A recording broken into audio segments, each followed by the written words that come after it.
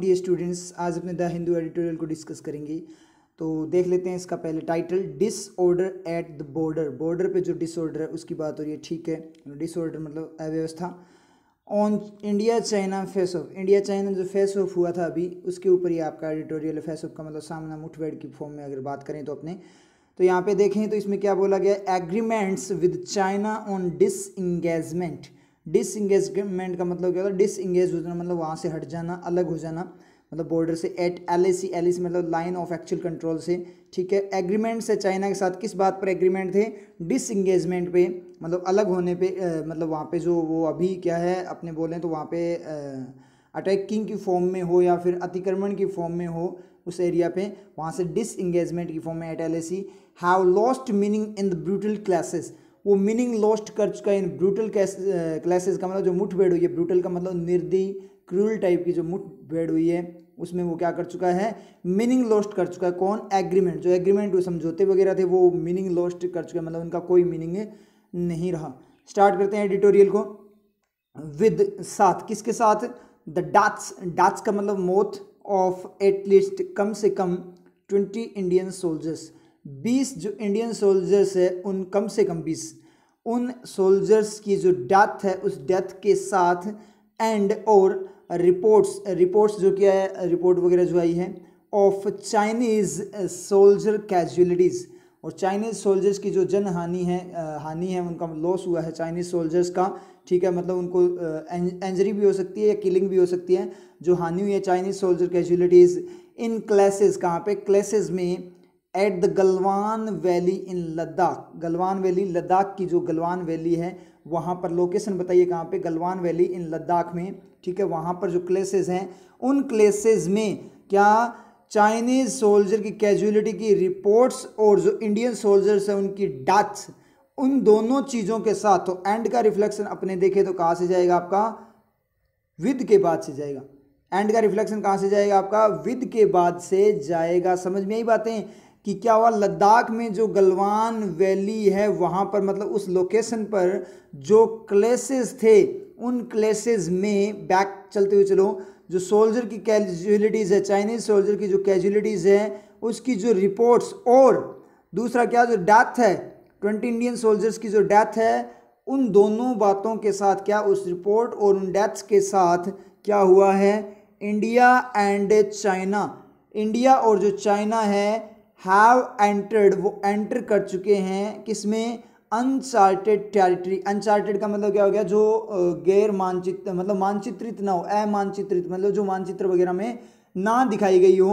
Have entered uncharted territory का मतलब area on the line of actual control, कहाँ पर, लाइन ऑफ एक्चुअल कंट्रोल पे जो एरिया है वहाँ पर, उस पॉइंट पे जो एरिया है, ठीक है, जो टेरिटरी है जो कि अनचार्टेड, अनचार्टेड का मतलब जो अपने बोल सकते हैं अमानचित्रित का मतलब वहाँ वो मानचित्र में नहीं दिखाई गई, मैप के अंदर नहीं दिखाई गई है, ना तो चाइना के मैप के अंदर है ना इंडिया के, मतलब एक टाइप से डिस्प्यूटेड एरिया है, मतलब विवादित एरिया है, उसकी बात कर रहा है।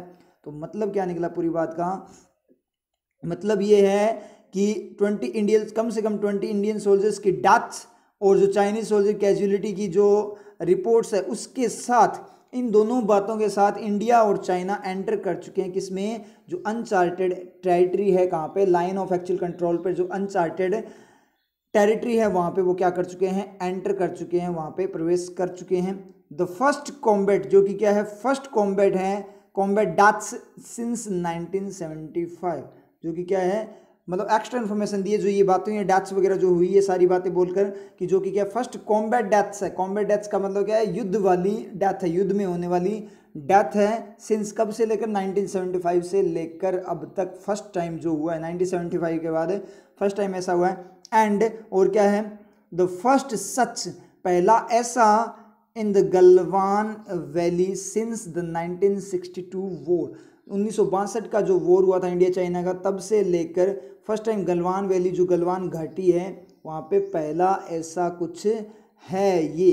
तो ये दोनों जो चीज़ें, द फर्स्ट कॉम्बैट और एंड द फर्स्ट सच, ये दोनों आपस में कनेक्टेड है। इसका मतलब जो एंड का रिफ्लेक्शन है वो क्या है, द फर्स्ट से पहले है, द फर्स्ट से पहले, समझ में है। और ये क्या है, एक्स्ट्रा इन्फॉर्मेशन है ऊपर वाली बात की, मतलब क्या हुआ, जो इंसिडेंट हुआ है वो क्या है, उसकी ये क्या है, उस इंसिडेंट की एक्स्ट्रा इन्फॉर्मेशन है क्लोज की फॉर्म में। समझ में आया कैसे?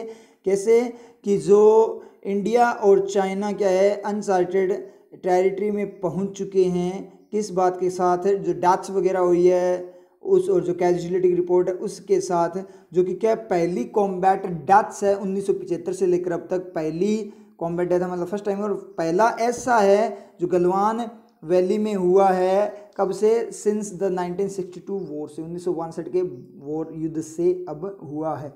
ठीक है, समझ में आया। नेक्स्ट में चलें। द ब्रूटैलिटी, ब्रूटैलिटी का मतलब क्रूरता, ठीक है, क्रूएलिटी ऑफ द क्लासेस, किसकी? क्लासेस की जो मुठभेड़ हुई उसकी जो ब्रूटैलिटी है, विद किसके साथ? अब एक्स्ट्रा इन्फॉर्मेशन चलनी स्टार्ट होगी। The brutality of the classes, classes की ब्रूटैलिटी मतलब the brother of classes, classes का भाई, इसका मतलब क्लासेस का भाई है वो क्या अकेला है ना। ब्रूटैलिटी क्या है? कहीं से सेटिस्फाई हुआ कि क्लासेस तो आपका ऑफ से सेटिस्फाई हो गया। वर्किंग देखें, वर्किंग देखें तो क्लासेस तो आपका ऑफ से सेटिस्फाई हो गया, लेकिन ब्रूटैलिटी कहीं से सेटिस्फाई नहीं हुई। इसका मतलब ब्रूटैलिटी को सेटिस्फाई करने के लिए आपको इसे क्या देना पड़ेगा? सेंटेंस देना पड़ेगा, क्योंकि वो अकेला बचा हुआ है। हर एलिमेंट को सेटिस्फाई करना कंपलसरी होता है। और विद वाला अब अपना क्या हो गया? एक्स्ट्रा इन्फॉर्मेशन स्टार्ट होगी। मतलब ब्रूटैलिटी क्लासेस की जो क्रूरता है विद किसके साथ है? घातकता भी बोल सकते हो। विद किसके साथ? सीवियर इंजरी, सीवियर का मतलब घातक, जो बहुत ज़्यादा हाई लेवल की जो इंजरीज हैं, मतलब इंजरी का मतलब चोट वगैरह। एंड डेथ्स, और जो डेथ्स है इनकर्ड, इनकर्ड का मतलब होता है रिसीव करना, प्राप्त करना, एक टाइप से अपने ऊपर लेना, नुकसान उठाना, सफ़र करना, बहुत सारे मीनिंग होते हैं। जो रिसीव हुई है डिस्पाइट, बावजूद किसके? अब यहाँ पे अपने बात करें, इनकर का मतलब रिसीव है, ठीक है, इनकर्ड। अगर इसको V2 की फॉर्म में देखें तो इंजरी और डेथ है, उन्होंने रिसीव किया। डेथ वगैरह रिसीव करेगी या रिसीव होगी? डेथ वगैरह अब कंट्री की फॉर्म में बात करें, जैसे सोल्जर्स की डेथ हुई है तो सोल्जर की डेथ हुई है, वो कुछ रिसीव, कुछ प्राप्त, डेथ प्राप्त करेगी, मौत प्राप्त करेगी, या मौत किसी को प्राप्त होती है? मौत किसी को प्राप्त होती है, इसका मतलब V2 नहीं है, ये क्या है आपका? V3 है। चोट कुछ प्राप्त करेगी, चोट कुछ प्राप्त करेगी, या चोट किसी को प्राप्त होती है, या चोट कोई रिसीव करता है? करता है ना, कोई रिसीव करता है, इसका मतलब क्या? पैसिव एलिमेंट, ना कि चोट खुद। चोट खुद किसी को रिसीव नहीं करती, चोट किसी के द्वारा रिसीव की जाती है, इसका मतलब पैसिव है। तो V3 है, ईडी क्लोज है यहाँ पे। समझ में आया? मतलब डेथ्स और जो इंजरी जो रिसीव हुई डिस्पाइट, बावजूद किसके? अब कॉन्ट्रेरी दिए, ये कौन? डिस्पाइट आपका होता है बिल्कुल opposite contrary. Despite the fact, fact के बावजूद, तथ्य के बावजूद, दैट की नो शॉट्स व फायर्ड, कोई भी शॉट फायर नहीं किया गया, इसका मतलब क्या हुआ? कोई गोली वगैरह नहीं चली। इस फैक्ट के बावजूद जो डेथ और इंजरी हुई है उसके साथ जो ब्रूटलिटी ऑफ क्लासेस है वो पता नहीं क्या है। आगे बात करें, is all also unheard, is all का मतलब पूरी तरह, ऑल्सो भी, अनहर्ड, अनहर्ड का मतलब अनसुना है, ऑफ किसका? दस फार, अब तक का, दस फार का मतलब अब तक का अनसुना है। अब तक का अनसुना, क्या क्या अनसुना है? ब्रूटैलिटी। इज का सब्जेक्ट ढूंढे तो क्या हो जाए? ब्रूटैलिटी अपना फ्री बचा हुआ था। समझ में आया? उसे क्या चाहिए था? सेंटेंस चाहिए था, मिल गया अपने आप। और ये सारी एक्स्ट्रा इन्फॉर्मेशन पढ़ने से पता लग जाएगी। और वैसे ढूंढना है तो वैसे ढूंढ लो। नो शॉट्स क्या हो गए? वर फाइड के साथ चले गए। फैक्ट डिस्पाइट ले गया उसको के बावजूद, क्योंकि नाउन वगैरह लेता है, फ्रेज वगैरह उसको खा जाता है ये। इनकर्ड आपका V3 था ये। इंजर्ड और डेथ्स आपका विद के साथ चला गया। और ब्रूटैलिटी क्लासेस आपका ऑफ के साथ, ब्रूटैलिटी फ्री था। तो सब्जेक्ट है ब्रूटैलिटी किसका? इसका। तो बात करें यहाँ से, तो बात करें तो क्या मिलता है अपने को? बात करने से अपने को मिलेगा क्या कि जो ब्रूटैलिटी है क्लासेस की, जो क्रूरता है, किस बात के साथ है? सीवियर इंजरी और डेथ्स के साथ, बावजूद किसके? कि इस फैक्ट के बावजूद कि कोई भी गोली नहीं चली, इसके बावजूद डेथ्स और इंजरीज के साथ जो ब्रूटैलिटी है ना, वो भी क्या है? इज ऑल्सो, वो भी क्या है? इज ऑल, मतलब पूरा का पूरा, इज ऑल अनहर्ड, पूरा का पूरा। ऑल्सो को एक बार हटा दो, मीनिंग आ जाएगा, भी लग जाएगा वो तो, ठीक है। इज ऑल अनहर्ड होप दस फार, वो क्या है? ऑल, पूरा का पूरा क्या है? अनहर्ड है, अनसुना है, अब तक का अनसुना है, मतलब पहले ऐसा कभी नहीं सुना। ऑल्सो भी अनसुना है, मतलब पहले ये, मतलब ये चीज़ अनसुनी भी है, पूरी तरह से अनसुनी भी है, क्योंकि पहले कभी नहीं सुना कि बिना गोली चले भी क्या हो गई? डेथ वगैरह हो गई। समझ में आ रही है चीज़? तो इस तरीके से ये बात बोली है। तो वहाँ पे और भी कुछ इंस्ट्रूमेंट होंगे, गोली चलाने की जरूरत नहीं है, पत्थर वगैरह किसी भी तरीके से कुछ ना कुछ इंस्ट्रूमेंट की फॉर्म में उन्होंने अटैक किया होगा, तो तभी तो वहाँ पे इंजरीज वगैरह होगी, उससे डेथ होगी। उसके बाद में बात करता है डेथ्स अकर्ड, डेथ्स जो मौत वगैरह जो अकर हुई, अकर मतलब घटित हुई, वैन जब द टू आर्मीज हैड एग्रीड, जो आर्मी क्या, दो आर्मीज क्या कर चुकी थी, एग्री कर चुकी थी। द डेथ्स अकर, डेथ हुई वैन जब टू आर्मीज हैड एग्रीड, वो एग्री कर चुकी थी टू क्या, डिसइंगेज, डिसइंगेज करना, डिसइंगेज का मतलब वहां से हटने का, डिसइंगेज का मतलब हटने का एग्री कर चुकी थी। And D escalate the month long stand of, और क्या करने का, डी एस्केलेट कम करने का, मतलब खत्म करने का, क्या नरम करने का, इंटेंसिटी कम करने का। द मंथ लॉन्ग जो महीने लंबा जो क्या था, स्टैंड ऑफ का मतलब जो बने हुए थे ना दोनों साइड से, युद्ध की सिचुएशन थी लेकिन अटैक वगैरह नहीं हो रहा था उसको। तो मतलब क्या हुआ, डेथ जो आपकी वो कब हुई, वो तब हुई जब हुई, कब, जब दो आर्मी क्या कर चुकी, ऑलरेडी एग्री कर चुकी। तो यहाँ पे अपने बात करें पास्ट परफेक्ट यूज हुआ है, तो अपने टाइमलाइन पे देखें तो ये आपका प्रेजेंट का पॉइंट है, ये आपका पास्ट है। तो मतलब यहाँ पे तो दोनों क्या हुई थी, वो दोनों डेथ अकर हुई थी, मतलब जो क्लेश हुआ था मंडे को, ठीक है, पिछले को। तो यहाँ पे तो वो क्या हुआ था, आपका अकर हुआ था, और उससे पहले वो दोनों आर्मीज क्या हुई थी, एग्री हुई थी। उससे पहले मतलब उसका पास्ट हो गया, उससे पहले आर्मीज क्या हुई थी, एग्री हुई थी। मतलब आर्मी एग्री हो चुकी थी, क्या करने के लिए, पर्पस क्या था एग्री होने का, क्या करना करने के लिए एग्री हुई थी, वो एग्री हुई थी आपकी क्या करने के लिए, डिसइंगेज करने के लिए, मतलब वहां से हटने के लिए। और D escalate the stand of, stand of जो था उसको डी एस्केलेट करने के लिए। तो एंड का रिफ्लेक्शन 2 के बाद में, मतलब ये दोनों चीज़ें करने के लिए आर्मी एग्री हो चुकी थी। उस पॉइंट पे जब वो एग्री हो चुकी तब वहाँ पे क्या हुई, डेथ अकर हुई। विच मैक्स जो बनाता है, क्या बनाता है, द क्लैसेज, क्लैसेज जो मुठभेड़ हुई उसको पर्टिकुलरली शॉकिंग, पर्टिकुलर निश्चित तौर पे, विशेष तौर पे क्या कर रहा है, शॉकिंग बना रहा है, झटका देने वाला बना रहा है। समझ में आई चीज़, झटका देने वाला बना रहा है, बिल्कुल सही बात है। विच max does make, does make का सब्जेक्ट क्या है, ये पूरी बात हो जाएगी। विच किसके लिए यूज हुआ है, पूरी बात के लिए, क्या किस बात के लिए, कि डेथ हुई, डेथ कब हुई, जब दोनों आर्मीज एग्री कर चुकी थी हम डिसएंगेज कर लेंगे, वहां से हट जाएंगे और क्या एस्केलेट स्टैंड ऑफ को क्या कर देंगे, खत्म कर देंगे, ठीक है। उसके बावजूद उस पे जो डेथ अकर हुई, मतलब जब ऐसा बोल चुकी थी फिर भी वहां पे डेथ अकर हुई। तो ये पूरी बात है, जो ऐसा जो एक्टिविटी हुई है ना, ये पूरी की पूरी बात क्या करती है, जो क्लैशेस हुई, मुठभेड़ हुई, उसको शॉकिंग बनाती है। विशेष तौर पे शॉकिंग मतलब झटका देने वाला, मतलब ऐसे कैसे हो गया, जब ये बातें हो रखी थी कि ऐसा कुछ नहीं करेंगे फिर भी ऐसा कैसे हो गया, तो शॉकिंग बन गया।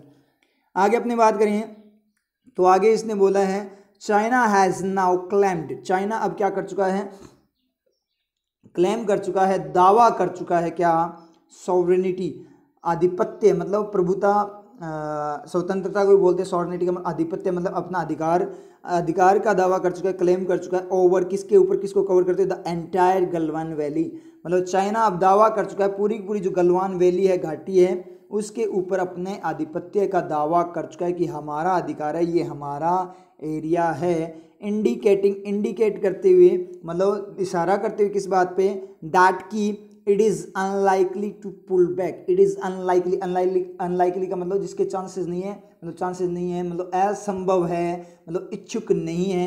इट किसके लिए यूज हुआ है, इट यूज हुआ है चाइना के लिए। तो it is unlikely to pull back from this cruel, pull back का मतलब पीछे हटना, मतलब चाइना बोल रहा है अब अनलाइकली मतलब असंभव है पीछे हटना, फ्रॉम मतलब नहीं चाहते वो, पुल बैक फ्रॉम किससे, दिस क्रूशियल, जो आपका क्या है बहुत ज़्यादा इंपॉर्टेंट फॉर्म में अपने बात करें, ठीक है, क्रूशियल एंड जो आपका क्या, हिदर टू का मतलब अब तक का, नॉन कंटेंसस एरिया, नॉन कंटेंसस का मतलब गैर विवादित, जिस पे कोई विवाद ना हो, ऐसा एरिया है।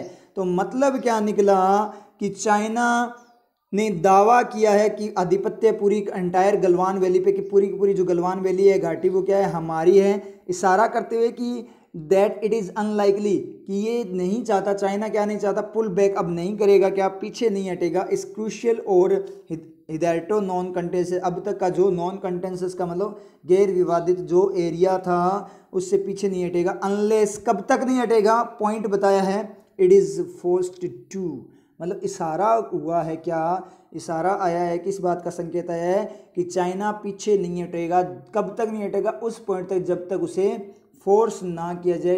इट यूज हुआ है चाइना के, इट इज़ फोर्स्ड टू, ये कुछ करने के लिए फोर्स ना किया जाए। तो टू का रिफ्लेक्शन हमने देखें, टू किसके लिए यूज हुआ है, सर लास्ट में टू कैसे हो गया, सेंटेंस कंप्लीट कैसे कर दिया, प्रीपोजिशन की फॉर्म में, तो टू यहाँ वैसे प्रीपोजिशन नहीं है, टू का रिफ्लेक्शन पुल बैक से, तो टू के बाद में क्या आएगा, it is forced to pull back, मतलब ये पीछे नहीं हटेगा, कब तक नहीं हटेगा, जब तक नहीं हटेगा जब तक इसको फोर्स ना किया जाए पीछे हटने के लिए, ठीक है, समझ में, जब तक इसको फोर्स ना किया जाए पीछे हटने के लिए। तो टू का रिफ्लेक्शन बैक रिफ्लेक्शन का सेंटेंस है ये। बैक रिफ्लेक्शन कहाँ पे जाएगा, टू पुल बैक पे दोबारा लिखने की जरूरत नहीं है। ये कंडीशन होगी, मतलब क्या कंडीशन होगी कि चाइना उस पॉइंट तक नहीं हटेगा जिस पॉइंट पे उसको फोर्स से किया जाता है। अनलेस अनटिल ऐसे वर्क करते हैं, अनटिल टाइम की फॉर्म में बात करता है, अनलेस विद कंडीशन बात करता है कि जब तक नहीं किया जाता ऐसा, ठीक है।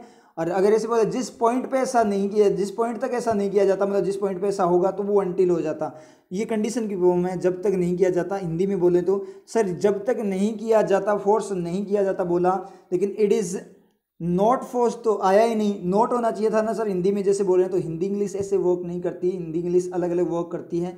हिंदी में बोलते हैं जब तक नहीं किया जाता तब तक नहीं हटेगी, और इंग्लिश में बोलते हैं उस पॉइंट तक, उस कंडीशन तक नहीं हटेगी जिस कंडीशन पर उसको फोर्स किया जाएगा। मतलब यहाँ पे इट इज़ फोर्स्ड होगा, उस पॉइंट तक वो नहीं हटेगी। इस तरीके से वर्क करता है इंग्लिश के अंदर, अनटिल, अनलेस वगैरह, समझ में आई आपके, तो इस तरीके से वर्क करेगा।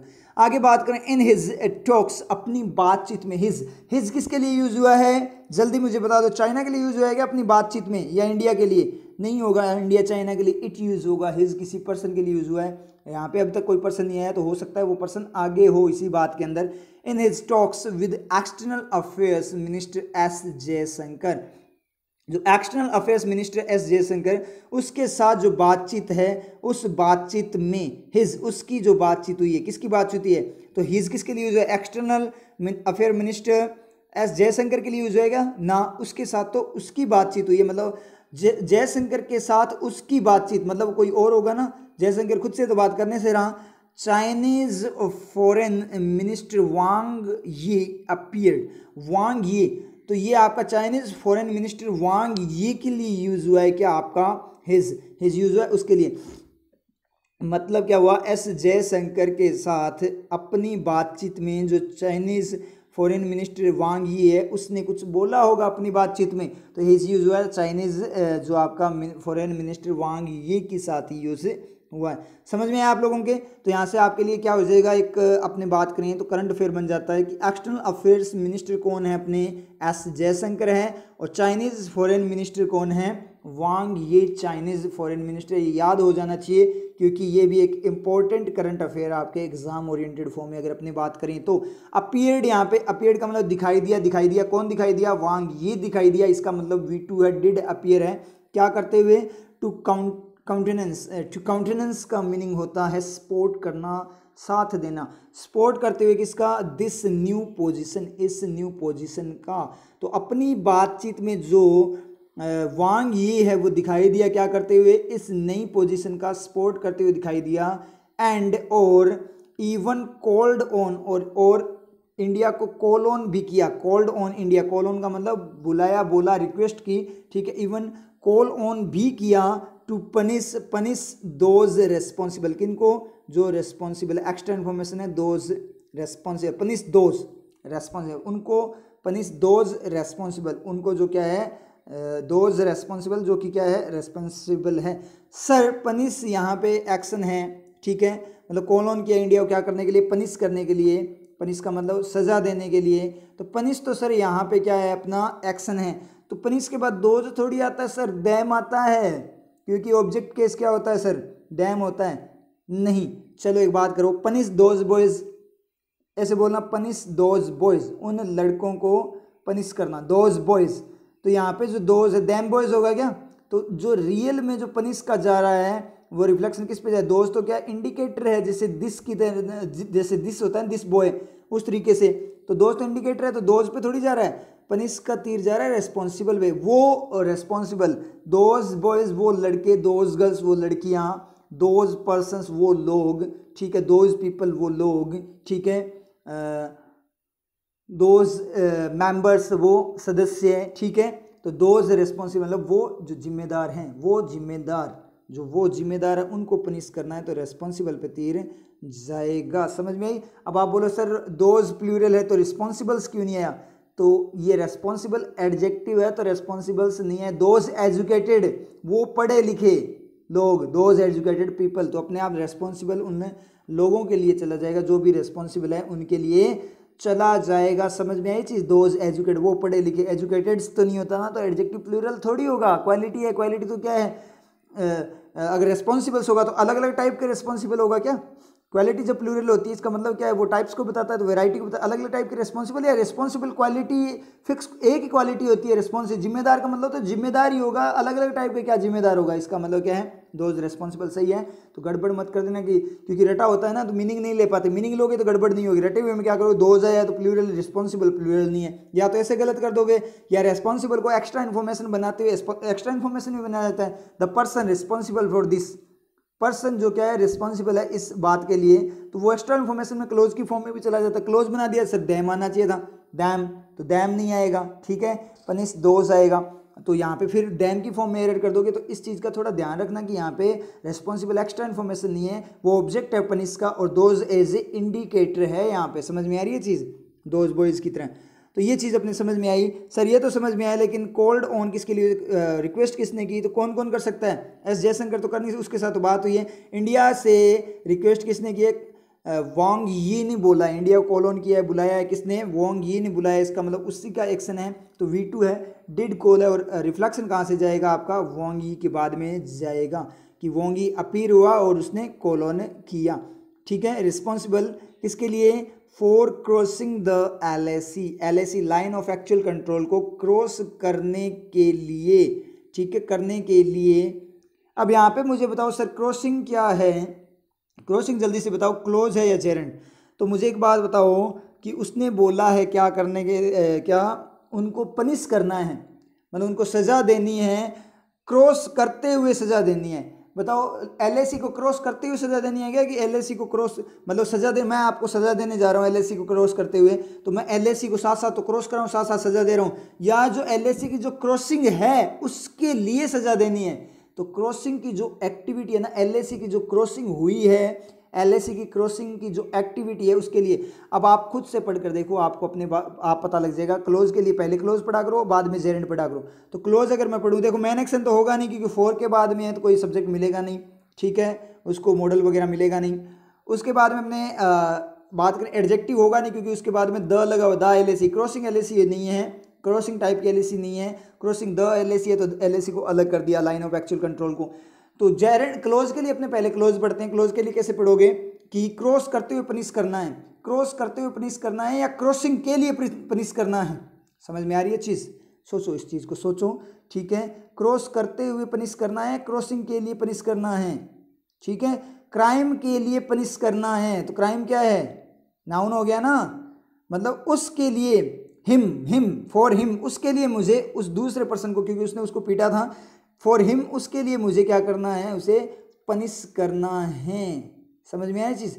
नॉनसेंस बिहेवियर के लिए पनिश करना है, नॉनसेंस बिहेवियर नाउन हो गया ना, तो किसी चीज़ के लिए पनिश कर रहे हो, इसका मतलब क्रॉसिंग क्या है यहाँ पे, जेरेंट है। मतलब LAC की जो क्रॉसिंग है, LAC को क्रॉस करने की जो एक्टिविटी है, ना कि किसी के द्वारा क्रॉस करते हुए दिखा रहे हैं, मतलब जो क्रॉस करने की जो एक्टिविटी है ना, किसी ने क्रॉस किया हो, किसी ने भी क्रॉस किया होगा, ठीक है, यूनिवर्सल टाइप का हो गया। तो क्रॉस करने की जो एक्टिविटी है उसके लिए जो रिस्पॉन्सिबल है उनको पनिश करना है, ठीक है।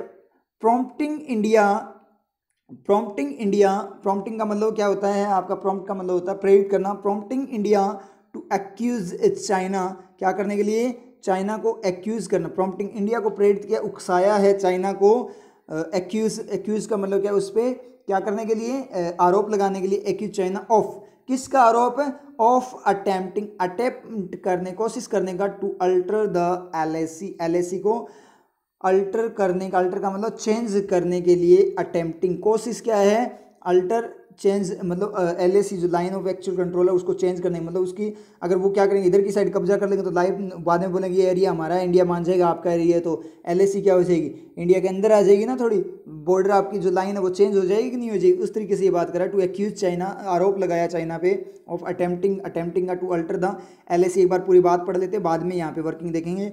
विद किसके साथ, विद दिस प्रीमेडिटेड का मतलब पहले से जो क्या हो, विचारित हो, ऑलरेडी जो पहले से विचार किया गया।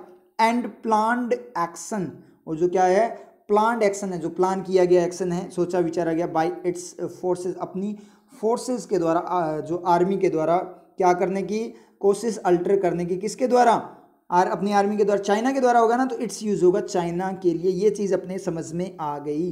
एंड का रिफ्लेक्शन हमने बात करें तो दिस के बाद से है, दिस क्या है, pre mediated and planned action. अब ये इन्वर्टेड कॉमर्स लगे हैं, देखा यहाँ पे देखना इंडिया टू पनिश है, तो सर ये तो क्या होगा, इन्फिनिटिव इन्वर्टेड कॉमर्स, ये सिर्फ और सिर्फ न्यूज़पेपर में दिया गया है, हाईलाइट करने के लिए दिया गया एडिटोरियल के अंदर, तो इसका कोई इफेक्ट नहीं होता, वो अपने आप एक्शन। सर इन्वर्टेड कॉमर्स तो ये कुछ अलग बन जाएगा, नाउन वगैरह के साथ इस तरीके से आता है, इंपॉर्टेंट सेंटेंस के लिए आता है, तो अलग सेंटेंस वगैरह नहीं बनेगा, नहीं बनेगा। ये सिर्फ और सिर्फ इन्वर्टेड जो कॉमाज होते हैं वो इंपॉर्टेंस को बताते हैं। इन्वर्टेड कॉमा का जो वर्किंग है वो सेंटेंस बताना, नाउन बताना नहीं होता। इन्वर्टेड कॉमा का मीनिंग है इंपॉर्टेंस बताना होता है, हाईलाइट करना होता है, तो उतनी बात को हाईलाइट किया है। पनिश दोस्त रिस्पॉन्सिबल, मतलब एक टाइप से एक थीम टाइप बन जाता है कि उनको सजा दो, जिम्मेदारों को सजा दो, जो जिम्मेदार हैं इस बात के उनको सजा दो, इस तरीके से वर्क करेगा। तो ये टू के साथ ही कोई दिक्कत वाली बात नहीं है, इन्वर्टेड कॉमा से कन्फ्यूज मत होना। चलो शुरू करते हैं यहाँ से कि सर अटेम्प्टिंग क्या है और प्रॉम्प्टिंग क्या है, जेरेंड या क्लोज। क्रॉसिंग तो समझ में आ गया कि जेरेंड था, बहुत अच्छे से समझ में आ गया। प्रॉम्प्टिंग जेरेंड है या क्लोज, पहले तो ये देखते हैं। तो प्रॉम्प्टिंग को जेरेंड या क्लोज, देखो मेन एक्शन है नहीं, ठीक है, प्रेरित करने वाला इंडिया है नहीं, इंडिया को तो क्या किया जा रहा है, उकसाया जा रहा है, तो उकसाने वाला इंडिया है नहीं। इसका मतलब क्या है, पहले अपने बात कर लेते हैं कि क्लोज की, इंडिया को उकसाते हुए, इंडिया को उकसाते हुए, मतलब उसने बोला है इंडिया को उकसाते हुए कि चाइना को क्या करने का, एक्यूज करने, चाइना पे आरोप लगाने का, उकसाते हुए, ठीक है, सही जा रहा है सर। उसने बोला, मतलब इंडिया को उकसाते हुए उसने बोला कि चाइना पे क्या लगाए, वो आरोप लगाए, सही जा रहा है सर, बिल्कुल सही जा रहा है, तो ठीक है, आपका क्लोज हो सकता है। चलो मुझे एक बार बता दो, देखो चेकिंग जरूरी होती है, कंप्लीट चेकिंग। चलो मुझे ये बता दो कि प्रॉम्प्टिंग उकसाते हुए किसकी एक्स्ट्रा इन्फॉर्मेशन है, फिर क्लोज की बात करें तो यहाँ पे किसकी होगी, कौन बोल रहा है, कौन, मिनिस्टर वांग ही बोल रहा है ना, तो और तो कोई है ही नहीं यहाँ पे उकसाते हुए, कोई और तो मिलेगा ही नहीं। तो उसने अपनी बात में बोला है, चाइनीज फॉरेन मिनिस्टर वांग ही ने बोला, उससे सिचुएस नई पोजीशन का सपोर्ट भी किया है और इंडिया को बोला है, कॉल ऑन किया है। कॉल ऑन किसने किया है, इंडिया को किसने रिक्वेस्ट की है सजा देने के लिए, वांग ही ने सजा दी है, क्या सजा सॉरी दी है। तो वांग यी ने क्या है, इंडिया को क्या किया है, बोला है क्या करने के लिए, कि सजा देने के लिए, क्या करते हुए बोला है, उकसाते हुए इंडिया को चाइना पे आरोप लगाने का, उकसाते हुए मतलब कि चाइना पे वो आरोप लगाए, ऐसे उकसाते हुए इंडिया को बोला है कि जो जिम्मेदार उनको सजा दो।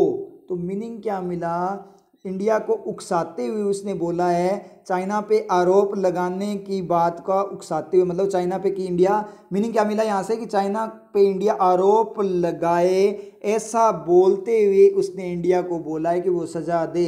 तो बताओ जो प्रॉम्प्टिंग है वो किसका एक्शन है, अगर क्लोज की बात करें तो किसका एक्शन बन जाएगा, क्लोज की बात करें एक्शन बन जाएगा वांग यी का एक्शन बन जाएगा।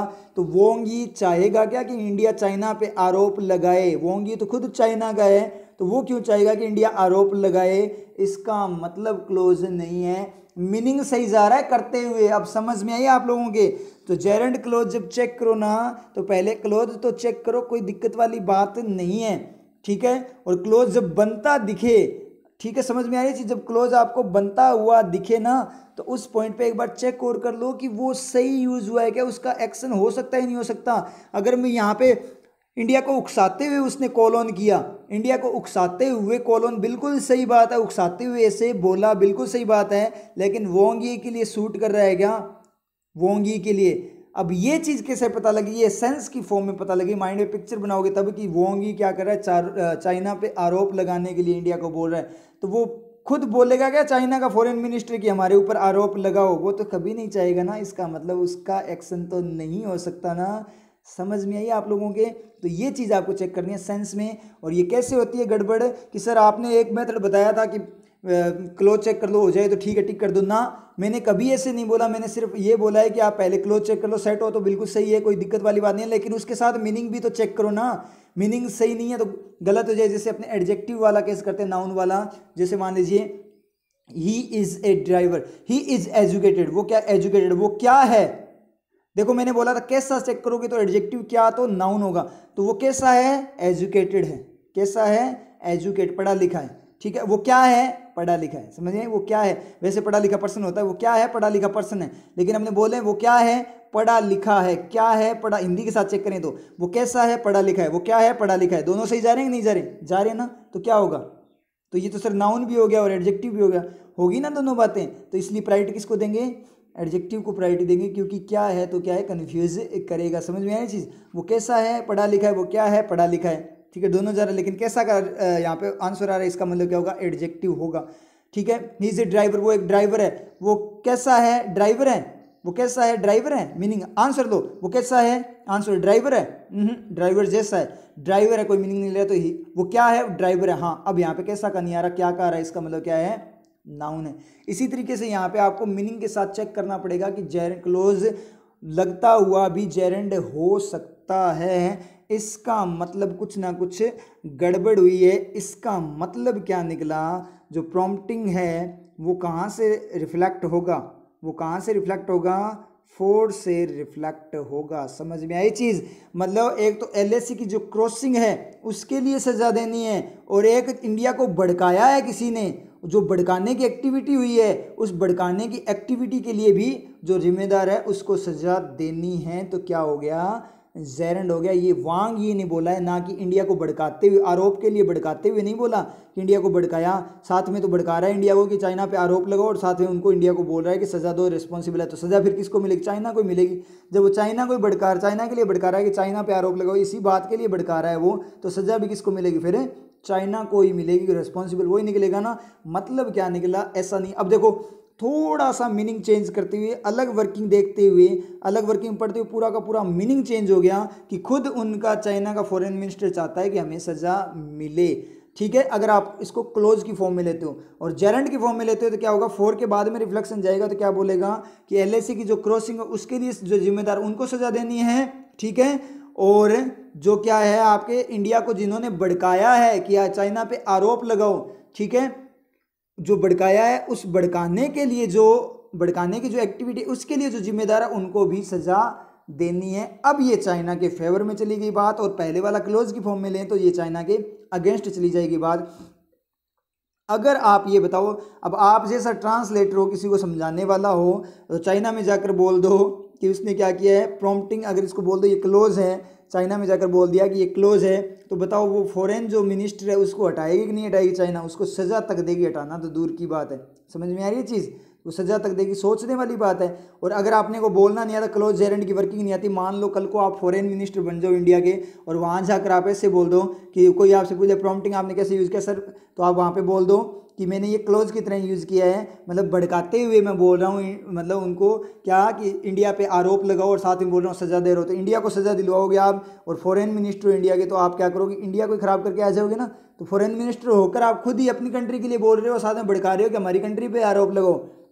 तो देखो कि सिचुएशन हल्का सा आप लोगों का थोड़ा सा क्या कन्फ्यूजन और वर्किंग चेंज करते हुए पूरा का पूरा मीनिंग खराब हो गया, पूरा का पूरा मीनिंग करप्ट हो गया, सेंटेंस पूरा का पूरा सेंटेंस खराब हो गया, पूरी की पूरी बात खराब होगी, और पूरी सिचुएशन मतलब एक बात थोड़ी सी उल्टी बोलते ही युद्ध तक होने को हो जाता। अगर वो प्रॉम्प्टिंग यहाँ पे क्लोज की बात करें, ठीक है, ये बहुत सारे स्टूडेंट को समझ में नहीं आया होगा कि बहुत सारों ने क्लोज पढ़ लिया होगा, क्लोज पढ़ते ही मीनिंग लेकर देखो ना। तो एक बात करें तो यहाँ पे अगर फॉरेन मिनिस्टर उसे क्लोज की तरह अगर कर रहा है, तो वो क्या कर रहा है, इंडिया और चाइना में युद्ध करवा रहे हैं ना। तो देखो हल्का सा बोलते ही, एक तो वो बोला जिम्मेदार उनको सजा दो, ठीक है, जिन्होंने भड़काया है, तो वहाँ पे जिम्मेदारों को सजा मिलेगी, मतलब युद्ध नहीं होगा, दोनों में रिलेशन अच्छा बनेगा। और एक वो क्या कर रहा है, भड़काते हुए इंडिया चाइना पे आरोप लगाने का भड़काते हुए बोल रहा है, इसका मतलब क्या है, युद्ध की स्थिति तैनात कर रहा है। मतलब जेरेंड से जैसे ही आपने क्लोज पढ़ा, हल्की सी वर्किंग चेंज करते हुए युद्ध तक होने की सिचुएशन बन गई। समझ में आ रही है आप लोगों के, इसलिए सही से पढ़ लिया करो। अब मार्क्स नहीं आते वो तो बहुत बड़ी बात है, इतनी बड़ी बात नहीं है, मार्क्स नहीं आते। देखो थोड़ा सा अलग बोलते, इसलिए वर्किंग पे इसलिए फोकस करो कि थोड़ा सा अलग बोलते युद्ध तक करवा सकते हो आप लोग। समझ में आया चीज़, मतलब युद्ध की कंडीशन में, मतलब आपकी थोड़ी सी पढ़ने का जो तरीका है, थोड़ा सा गलत पढ़ना युद्ध करवा सकता है, सोच कर देखो। इसलिए पढ़ना सही स्टार्ट करो, युद्ध मत करो, इसलिए युद्ध होते हैं, ठीक है। तो यहाँ पे इसने बाद में अब अटेम्प्टिंग बता दो कि अटेम्प्टिंग क्या है। तो चाइना को आरोप लगाया किसका, अटेम्प्टिंग का ही आरोप, अटेम्प्ट कोशिश करते हुए, मतलब एलएसी को खराब करने की कोशिश, अल्टर करने की कोशिश करते हुए आरोप नहीं लगाया, कोशिश करने का ही आरोप, उस चीज़ का ही आरोप है। इसका मतलब ये भी क्या है, जेरेंड है। किसके साथ है आरोप, किसके साथ है, with this pre mediated and planned action by its force, है कि इसकी सेना का जो क्या था, एक प्री मेडिटेड मतलब ऑलरेडी तैयार किया गया एक प्लान जो एक्शन था उसके साथ उन पे अटेम्प्ट करने का आरोप है, मतलब अपने एक्शन प्लान्ड एक्शन के साथ है LAC को अल्टर करने का जो कोशिश है, अटेम्प्टिंग है, उसका जो आरोप लगाने की जो प्रॉम्प्टिंग है, भड़काया गया इंडिया को, उसके लिए जो रिस्पॉन्सिबल है उनको क्या करना है, सजा देनी है। ये बात यहाँ से आई है। नेक्स्ट में चलें। नेक्स्ट में बोला मीन वाइल का मतलब इसी बीच रिपोर्ट्स की बात हुई, रिपोर्ट्स वगैरह, ठीक है। अगर रिपोर्ट्स में यहाँ पे देखूँ तो दो वर्किंग हो सकती है, एक तो रिपोर्ट्स क्या हो, नाउन हो प्लूरल की फॉर्म में, एक डज रिपोर्ट हो सिंगुलर की फॉर्म में, तो क्या हो जाएगा वहाँ पे एक्शन हो जाएगा। अब देखो आप बोलोगे सर, बहुत सारे स्टूडेंट बोलते हैं कि रिपोर्ट्स जब एस लग जाता है सर तो नाउन के लिए, प्लूरल एक्शन के लिए सिंगुलर क्यों होता है, हमें कभी समझ में नहीं आया। तो रियल में मैं बात करूँ, एस लगने से प्लूरल ही होता है। नाउन के साथ जो एस लगा होता है वो प्लूरल को इंडिकेट करता है, लेकिन जो एक्शन के साथ एस होता है वो एस नहीं होता, वो डज होता है। तो आप क्या किया करो, ये कन्फ्यूजन अगर आपको आता है तो हमेशा जो एक्शन के साथ एस लगाओ उसको हमेशा डज के साथ पढ़ा करो। रिपोर्ट्स को डज रिपोर्ट पढ़ा करो, हर बार आप ऐसा पढ़ोगे, डज के साथ तोड़कर पढ़ोगे तो आपको कभी कन्फ्यूजन नहीं होगा, धीरे धीरे माइंड में फिट भी हो जाएगा। जैसे आप एक्शन के साथ एस देखोगे तो आपको अपने आप माइंड में डज साथ में दिखाई देगा, तो कोई दिक्कत नहीं होगी, एक बार प्रैक्टिस करनी जरूरी है। तो यहाँ पे अपने डज रिपोर्ट तो होगा नहीं क्योंकि कोई सब्जेक्ट है नहीं इसका मतलब रिपोर्ट्स नाउन ही है। मीनवाइल इसी बीच रिपोर्ट्स, जो रिपोर्ट्स है, रिपोर्ट्स का मतलब क्या है, जो रिपोर्ट वगैरह जो आई है इन्फॉर्मेशंस, दैट कि Chinese troops continue, Chinese troops जो सेना है वो कंटिन्यू मतलब लगातार बने हुए हैं, कंटिन्यू टू बी क्या होने के लिए, बी वेल एंट्रेंस्ड, एंट्रेंस का मतलब मोर्चाबंदी किए हुए, मतलब बी एंट्रेंस का मतलब मोर्चाबंदी की फॉर्म में होना, तो कंटिन्यू मोर्चाबंदी की फॉर्म में in the fingers area, area नाम दिया गया वहाँ पे फिंगर्स एरिया, फिंगर 48 कहाँ पे, जो आपकी गलवान वैली साइड है LAC पे, वहाँ पे एरिया है आपका, फिंगर्स एरियाज नाम दिए गए, कुछ एरियाज है उनको नाम दिया गया है फिंगर्स एरियाज। तो फिंगर 4 और 8 में जो फिंगर्स एरियाज हैं, जहाँ पे 4 से 8 जो आपका एरिया है फिंगर वाला, उसमें क्या है, बहुत अच्छे से वो क्या बनी, एंट्रेंस का मतलब मोर्चाबंदी किए हुए है। और या द रिजेस, रिज का मतलब होता है चोटी वगैरह, टीले को बोलते हैं रिजेस, जो टीले वगैरह टाइप का मतलब जो पहाड़ की जो चोटी माउंटेन से जो बनी हुई है, ऊंची ऊंची जगह बनी हुई है।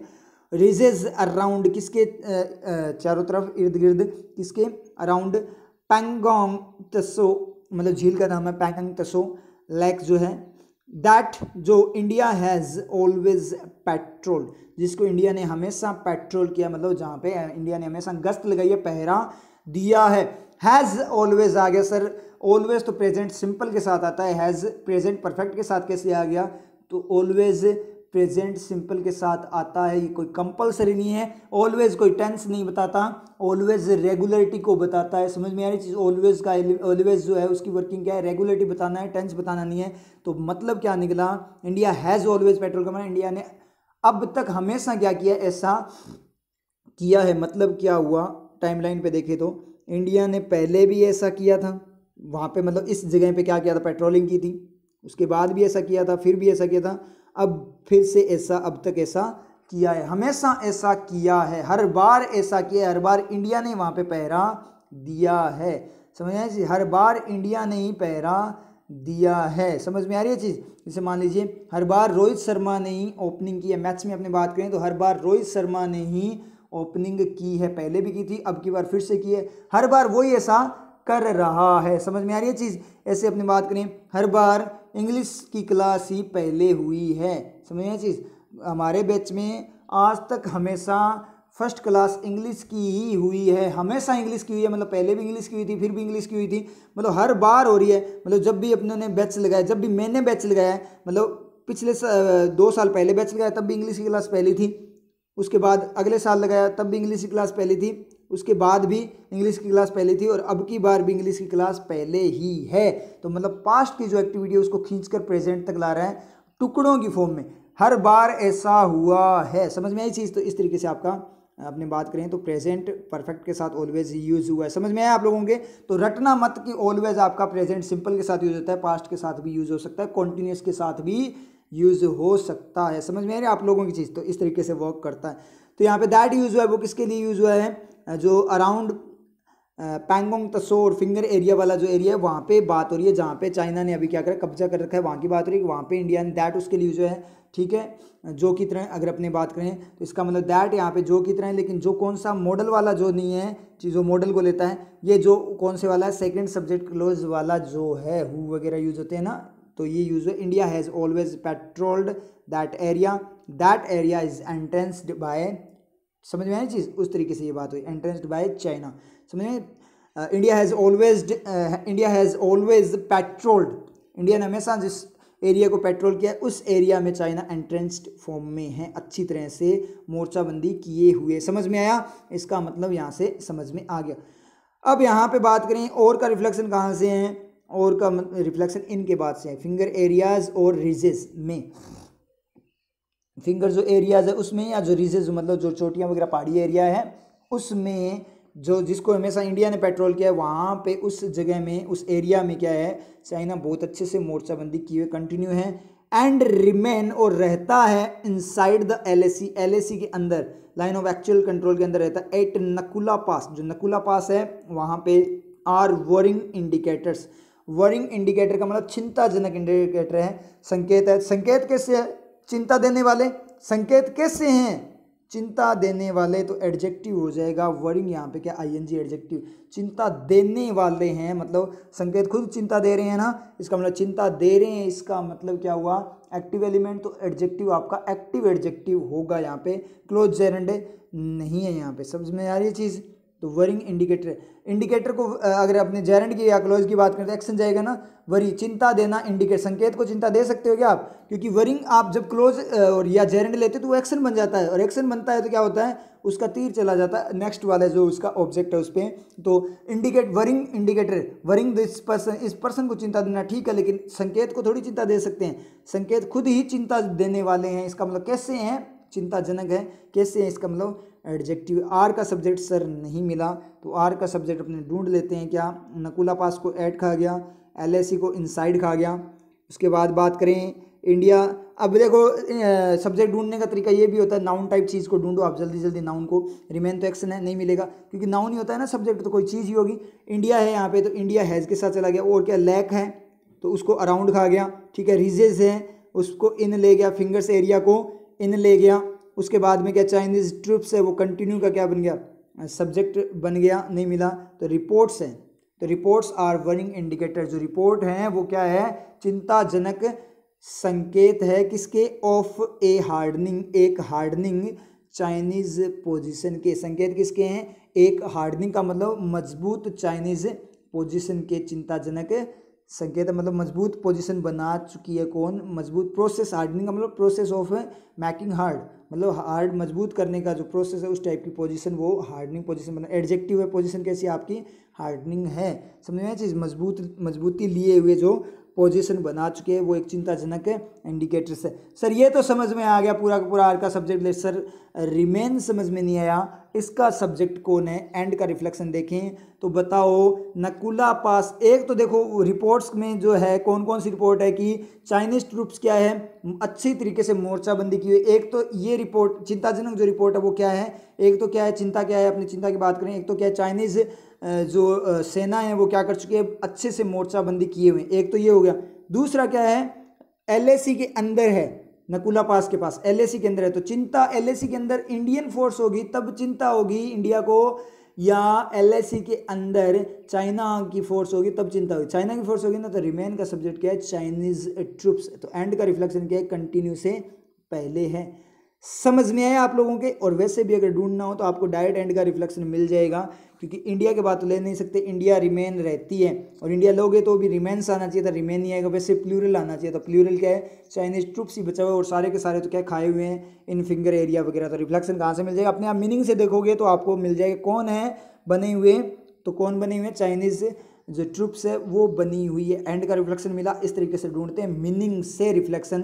तो मतलब क्या, दो सेंटेंसेस क्या होंगे, रिपोर्ट्स क्या क्या है, दैट की Chinese troops continue to be well entrenched and that Chinese troops remain inside the LAC, LAC के अंदर, जो LAC line of actual control है, वो जो एरिया होता है वहाँ पे दोनों ही सेना नहीं जा सकती, जो बॉर्डर बनी होती है बीच में, तो वहाँ पे अब चाइना की सेना वहाँ पे आई हुई है, तो वो भी एक चिंता का विषय है। तो रिमेन का सब्जेक्ट क्या है, चाइनीज ट्रूप्स। एंड का रिफ्लेक्शन कहाँ से है, कंटिन्यू से पहले है।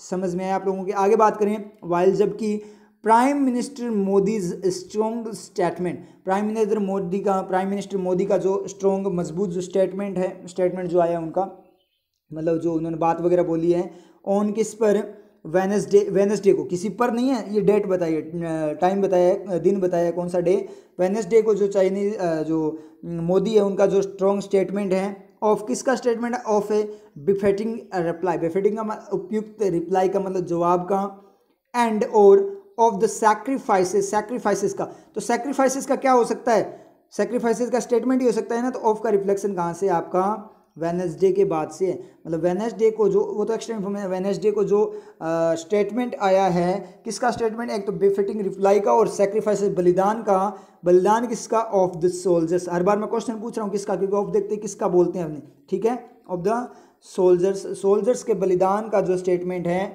और बिफिटिंग रिप्लाई का जो स्टेटमेंट है, that would not go in vain, जो व्यर्थ नहीं जाएगा, तो व्यर्थ क्या नहीं जाएगा, स्टेटमेंट या बलिदान व्यर्थ नहीं जाएगा, क्या व्यर्थ नहीं जाएगा, बलिदान व्यर्थ नहीं जाएगा, तो वुड का सब्जेक्ट क्या है, इन्वर्टेड कोमा ओनली हाईलाइट करने के लिए, उसमें कंफ्यूज मत होना, इन्वर्टेड कोमा को हटा दो, आपको मीनिंग मिल जाएगा अपने आप, दैट जो की तरह वर्क कर रहा है, वुड का सब्जेक्ट है, कौन, बलिदान के लिए यूज हुआ है, जो कि वैन व्यर्थ नहीं जाएगा, ठीक है, तो मतलब क्या निकला, जो आपके मोदी जी हैं उनका जो स्ट्रॉन्ग स्टेटमेंट है वेडनेसडे को, किसका, एक तो बेफिटिंग रिप्लाई मतलब जवाब का, बेफिटिंग का मतलब उपयुक्त जवाब का, और सैक्रिफाइसेस का जो स्टेटमेंट है कि जो सैक्रिफाइसेस किस बात का, कि सैक्रिफाइसेस जो कि क्या नहीं होंगे, व्यर्थ नहीं जाएंगे, इस बात का जो स्टेटमेंट है, इज वो क्या है, is a much needed expression, एक बहुत ज़्यादा आवश्यकता जरूरी एक्सप्रेशन, हाव भाव यानी अभिव्यक्ति है, इसका सब्जेक्ट क्या है, स्ट्रॉन्ग स्टेटमेंट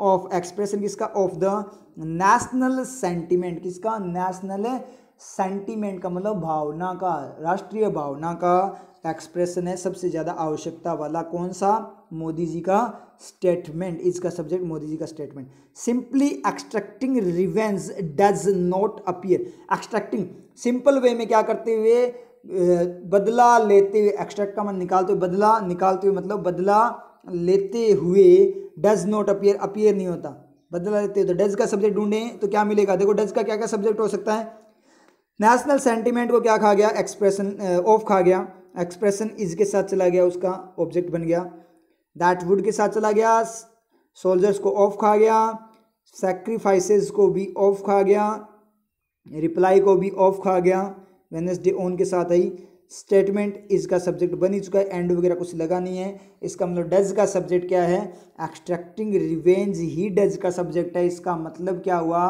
एक्सट्रैक्टिंग रिवेंज क्या हो गया, जेरेंड हो गया, मतलब एक्सट्रैक्टिंग टाइप का बदला होगा, क्या निकालने टाइप का बदला होगा, या बदला ही निकालना है, लेने टाइप का बदला होगा, या बदला ही लेना है, तो बदला ही लेना है, तो एक्सट्रैक्ट करना क्या है, रिवेंज, तो एक्सट्रैक्ट का तीर लगेगा किस पे, रिवेंज पे, तो यहाँ पे दो केस हो सकते थे, एक तो रिवेंज सब्जेक्ट बन जाता, बदला सब्जेक्ट बन जाता, तो एक्सट्रैक्टिंग आपका क्या बन जाए, एडजेक्टिव बन जाए, या फिर एक्सट्रैक्टिंग सब्जेक्ट बने तो इसका मतलब एक्सट्रैक्टिंग जेरेंड बने और रिवेंज उसका ऑब्जेक्ट बन जाए, ये दो चीज़ें हो सकती है, तो आप चेक कर लो कि जेरेंड बनेगा या एडजेक्टिव बनेगा, क्लोज तो बनेगा नहीं क्योंकि सब्जेक्ट बन रहा है इसलिए, तो जेरेंड एडजेक्टिव बनाने के लिए क्या होगा, एक्सट्रैक्टिंग रिवेंज का मतलब क्या होगा, अगर अपने एडजेक्टिव बनाएं, एक्सट्रैक्टिंग टाइप का रिवेंज अपीयर नहीं होता, एक्सट्रैक्टिंग टाइप का, निकालने टाइप का रिवेंज होता है क्या, रिवेंज कैसा है, निकालने टाइप का, कोई मीनिंग है, मतलब एक्सट्रैक्टिंग का मतलब रिवेंज खुद ही निकाल रहा है, इंटरेस्टिंग बुक इंटरेस्ट दे रही है, तो इस तरीके से अपने बात करें तो रिवेंज खुद निकाल रहे हैं या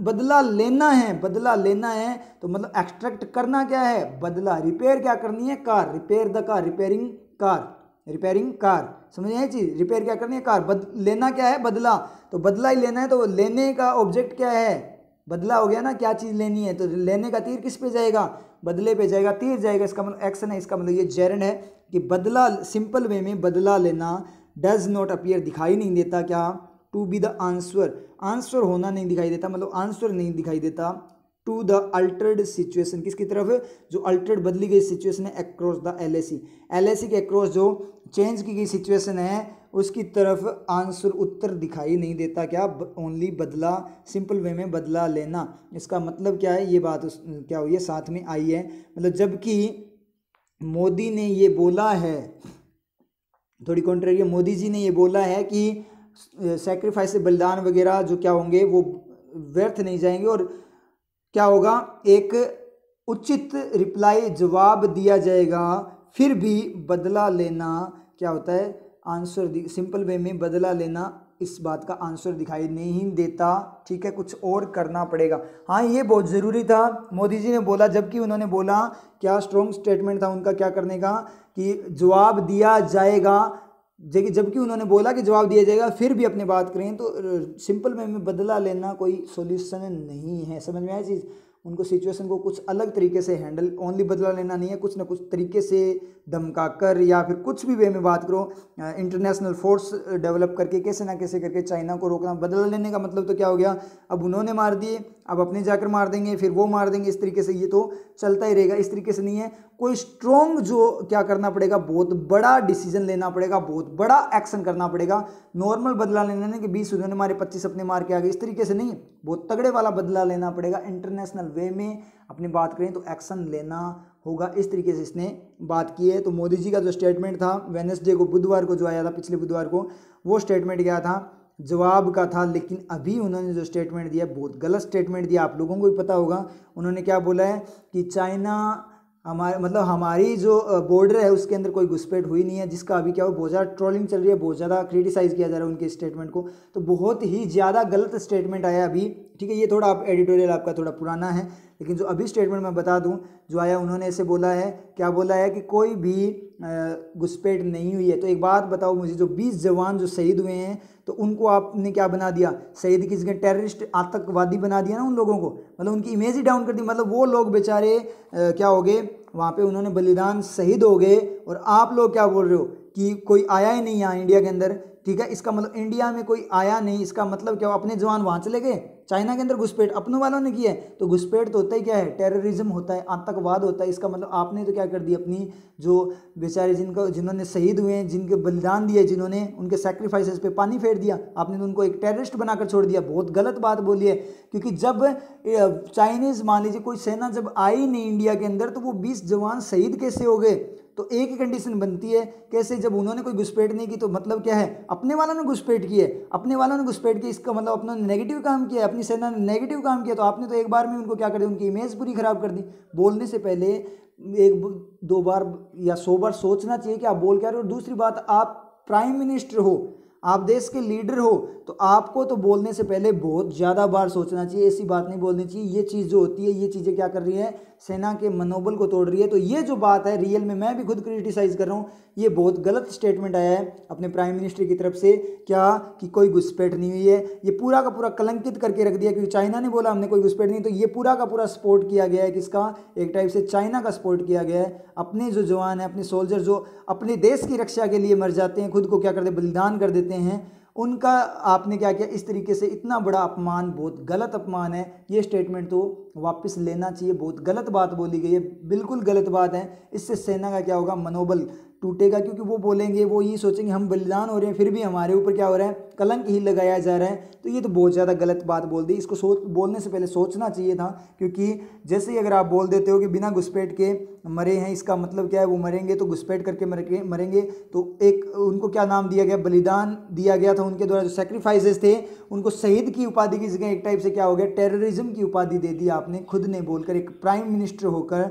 मतलब पूरा देश आपके हाथ में है और आपने उनको एक इतनी बड़ी गलत नेगेटिव कलंक दिया है, तो ये स्टिग्मेटाइज कर दिया एक टाइप से, बहुत गलत बात है। ये बहुत गलत स्टेटमेंट है आया था मोदी जी का, जो अभी आया है वो वाला बता रहा हूँ आपको, ठीक है। उसके बाद में अपने नेक्स्ट में अपने बात करें तो नेक्स्ट में अपने हैं in order to prepare. In order to prepare का मतलब प्रिपेयर होने के लिए, मतलब इन ऑर्डर टू प्रिपेयर का मतलब पर्पस है, इन ऑर्डर टू प्रिपेयर तैयार होने के लिए, it's response, prepare it's response, अपने रेस्पॉन्स का मतलब जवाबदेही को तैयार करने, एप्रोप्रिएटली का मतलब उचित वे में रेस्पॉन्स को प्रिपेयर करने के लिए द फर्स्ट स्टेप, जो पहला कदम है, द गवर्नमेंट मस्ट टेक, जो गवर्नमेंट को लेना चाहिए, सेकेंड सब्जेक्ट क्लोज इज, वो है to apprise the nation.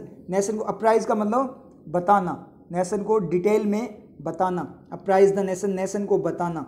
Is वो है क्या करने के लिए, नेशन को, पर्पस क्या है उसका, स्टेप का, इज वो स्टेप ही क्या है, बताने के लिए, to apprise the nation of, किस बात का बताना वो देख लेंगे। तो यहाँ पे फर्स्ट स्टेप के बाद द गवर्नमेंट मस्ट टेक बोला गया है, वो आपका सेकंड सब्जेक्ट क्लोज है। कैसे वो करेगा, the government must take the first step, that step is to apprise the nation. समझ में आई चीज़, the government must take the first step that step is to apprise the nation. समझ में है आप लोगों के बात? The government must take the first step, that step is to apprise the nation. समझ में आ रही है आप लोगों के? तो मतलब क्या होगा, सेकंड सब्जेक्ट क्लोज है, फर्स्ट स्टेप की एक्स्ट्रा इन्फॉर्मेशन है गवर्नमेंट को जो लेना चाहिए, और वो स्टेप क्या है, एक बार हटा दो इसको, द गवर्नमेंट मस्ट टेक को आप क्या कर दो, एक बार रिमूव कर दो, आपको मिल जाएगा the first step is to apprise the nation. समझ में आया? तो अब वापस इसको रख दो, तो समझ में आया? फर्स्ट स्टेप डायरेक्ट सेंटेंस देखे तो क्या है, the first step is to apprise the nation.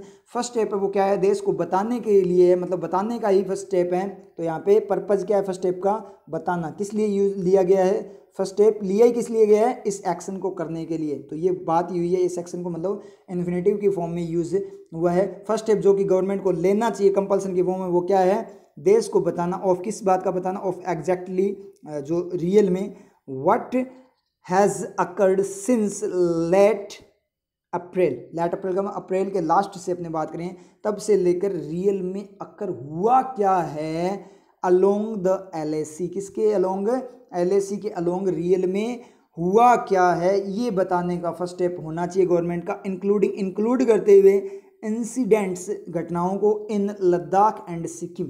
मतलब बताना है, सब कुछ बताना है और साथ में इंक्लूड करना है किसको, लद्दाख और सिक्किम में जो इंसिडेंट्स हुए उनको इंक्लूड करते हुए। तो इंक्लूडिंग क्या हो गया आपका, ING क्लोज हो गया। समझ में आया कैसे होगा क्लोज? देखो कैसे होगा क्लोज, पहले चेक करते हैं कि जो फर्स्ट स्टेप है गवर्नमेंट का वो जो लेना चाहिए वो क्या है, नेशन को बताना कि रियल में हुआ क्या है, साथ में इंक्लूड करते हुए बताना है, उन इंसिडेंट को भी इंक्लूड करना है, मतलब उन इंसिडेंट को इंक्लूड करते हुए सारी बात बतानी है कि हुआ क्या है, इंक्लूड करते हुए। तो साथ में उनको साथ बताना है सारी की सारी बातें और साथ में उनको भी इंक्लूड करना है। तो एक्स्ट्रा एक्शन चला गया तो आपका क्या हो गया, क्लोज हो गया। मतलब रेस्पॉन्स को प्रिपेयर करने के लिए, मतलब जो जवाबदेही को प्रिपेयर करने के लिए, सही वे में प्रिपेयर करने के लिए, तो पहला स्टेप क्या है कि लोगों को, पूरे कंट्री को क्या करें, बताए कि रियल में हुआ क्या है।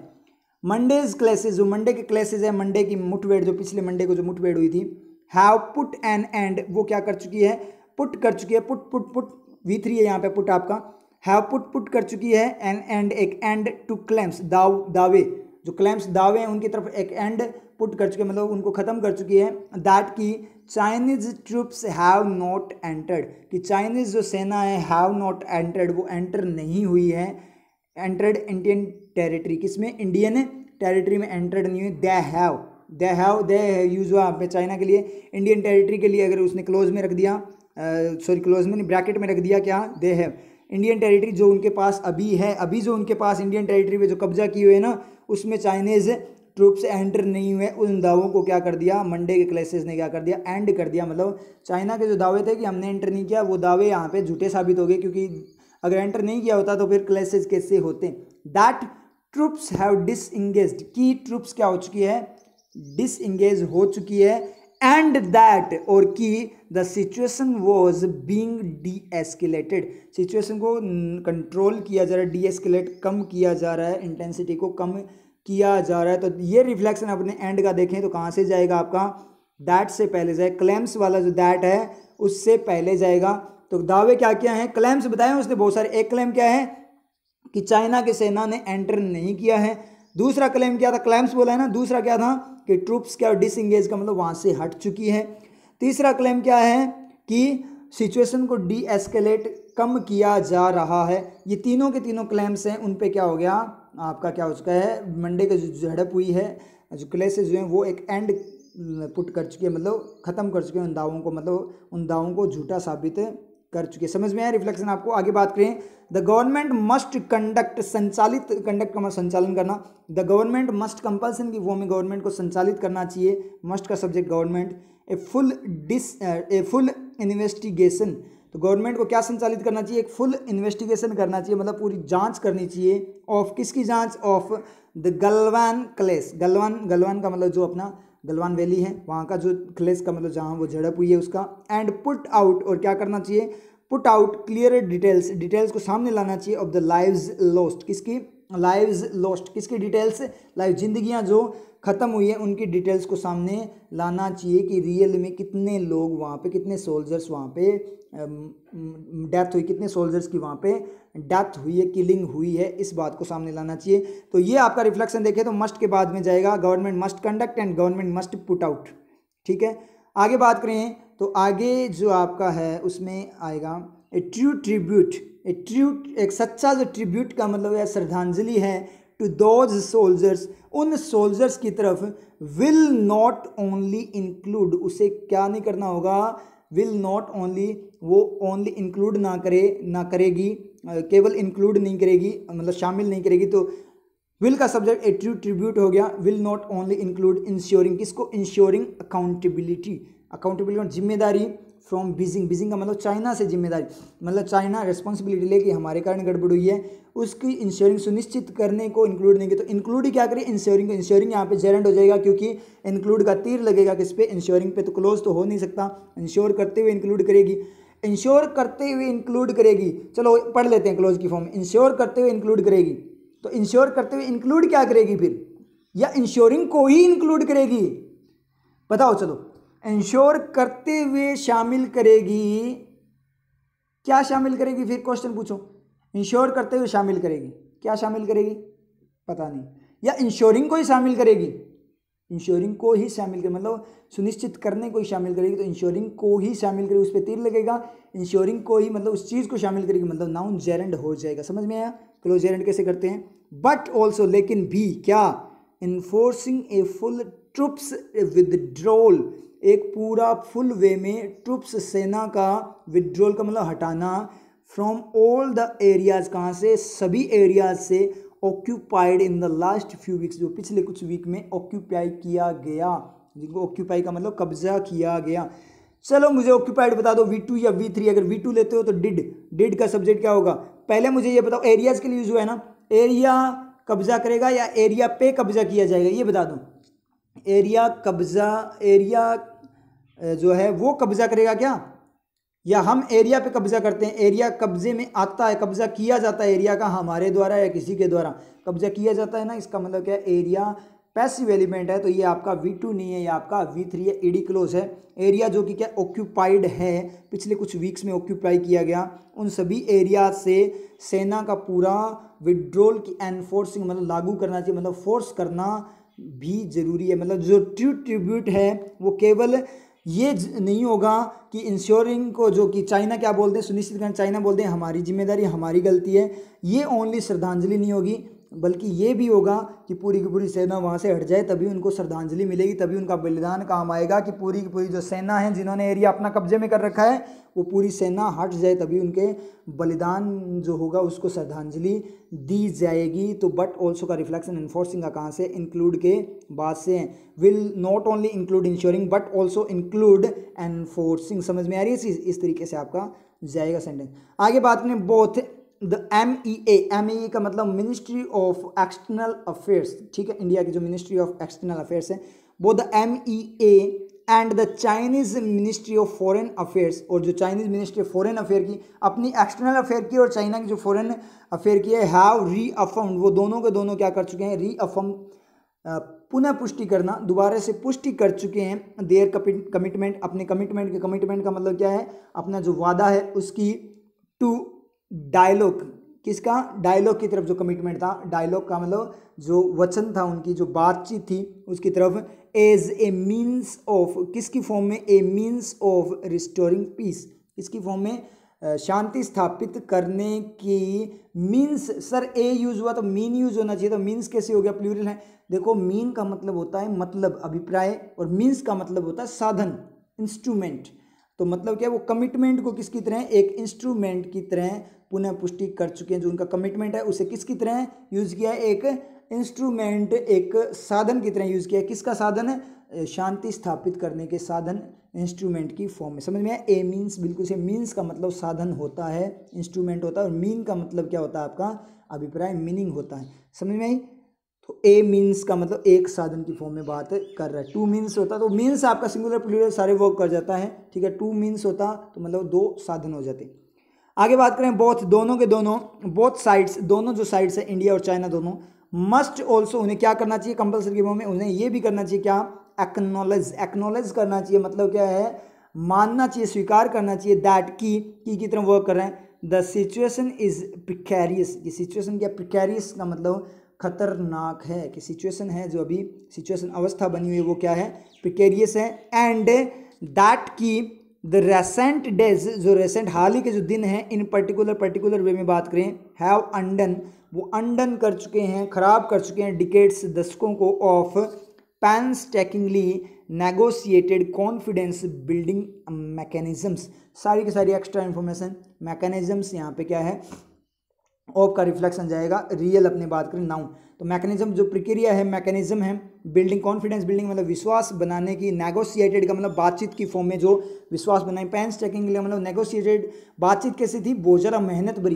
पैन स्टैकिंग का मतलब होता है, पैन स्टैकिंग का मतलब होता है मेहनत भरा। एक बार चेक करें अपने पैन स्टैकिंग, एलवाई को हटाओ, एक बार पैन स्टैकिंग को देखते हैं, एलवाई को हटाना, अब अपने चेक करते हैं, पैंस अलग अलग करो, पैंस का मतलब, पैन का मतलब दर्द, पैंस का मतलब बहुत सारे दर्द, टैकिंग का मतलब लेना, बहुत सारे दर्द लेना मतलब मेहनत करना, समझ में आया चीज़, पैन स्टैकिंग ऐसे वर्क करेगा। पैंस का मतलब बहुत सारे दर्द, ठीक है, पैन का मतलब दर्द, पैंस का मतलब बहुत सारे दर्द, टैकिंग का मतलब लेना, पैन स्टैकिंग का मतलब बहुत सारे दर्द लेना, मतलब क्या हो गया आपका, मेहनत भरा। तो नेगोशिएट, मेहनत भरे तरीके से जो नेगोशिएट बातचीत की गई थी, जो कॉन्फिडेंस बिल्डिंग नेगोशिएटेड फॉर्म में जो कॉन्फिडेंस दृढ़ विश्वास बनाने की जो मैकेनिज्म्स है, उसके डिकेट्स मतलब दशकों लग गए, मतलब 1962 के बाद में वापस से विश्वास बनने लगा था इंडिया चाइना के रिलेशन, उसको वो क्या कर चुका है, रिसेंट हाल ही के दिन है वो उसे क्या कर, अंडन कर चुका है, मतलब खराब कर चुके हैं, उन सारी मेहनत को क्या कर चुके हैं, वो खराब कर चुके हैं। हैव का सब्जेक्ट रेसेंट डेज है, दैट की तरह रिफ्लेक्शन कहाँ से जाएगा, एक्नॉलेज के बाद, तो एक्नॉलेज क्या करना चाहिए, इंडिया और चाइना दोनों को मानना चाहिए कि सिचुएशन खतरनाक है, और उन्हें ये भी मानना चाहिए कि पिछले जो दशक थे, मेहनत भरे दशक थे रिलेशन बनाने के, वो सारे के सारे पिछले कुछ दिन क्या कर चुके हैं, उन दशकों को खराब कर चुके हैं, ये बात आपकी होगी।